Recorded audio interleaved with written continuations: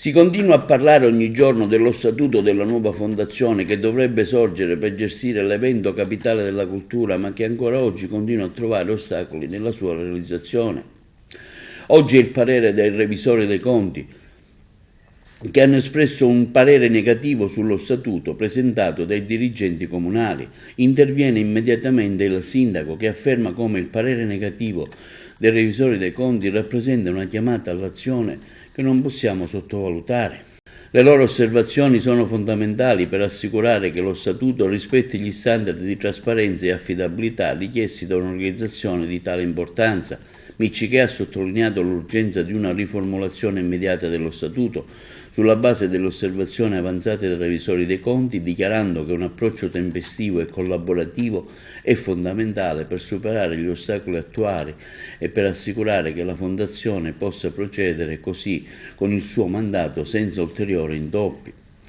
Per la bocciatura dei revisori dei conti è intervenuto l'ex sindaco Filetto, che afferma come, bocciato dai revisori dei conti lo statuto della Fondazione, ora fa un po' sorridere e al tempo stesso intristire l'affermazione del sindaco secondo cui il parere negativo dei revisori dei conti rappresenta una chiamata all'azione che non possiamo sottovalutare.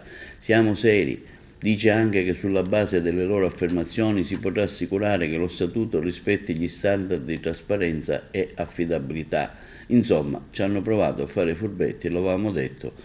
Abbiano uno scatto di onestà e trasparenza e cominciano a fare bene le cose per la città che ne ha urgente bisogno.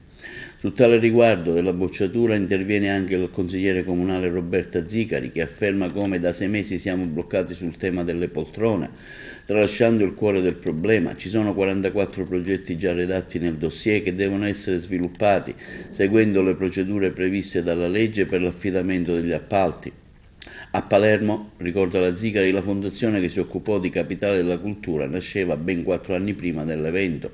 Nel dossier si prevedono 3.769.000 euro come spesa per i progetti, di cui 2 milioni e mezzo circa come spese, costi di gestione, monitoraggio, comunicazione.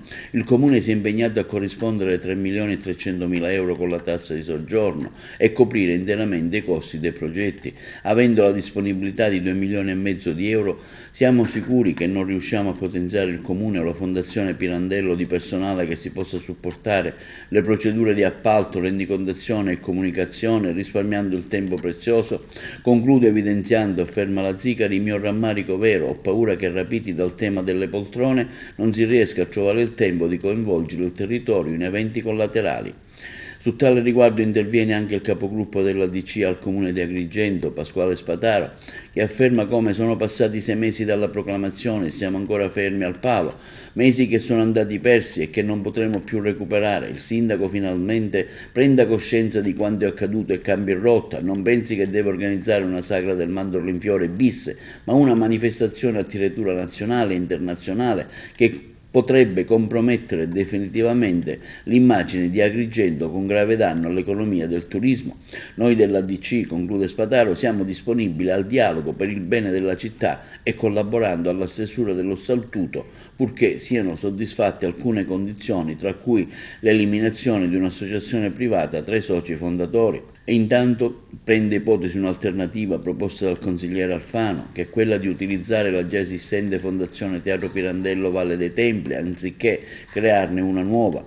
La Fondazione Pirandello è già operativa e non necessita dell'approvazione della revisione dei conti, è una questione di buonsenso e opportunità, ha spiegato Alfano. Questo punto di vista trova il sostegno tra i diversi consiglieri comunali.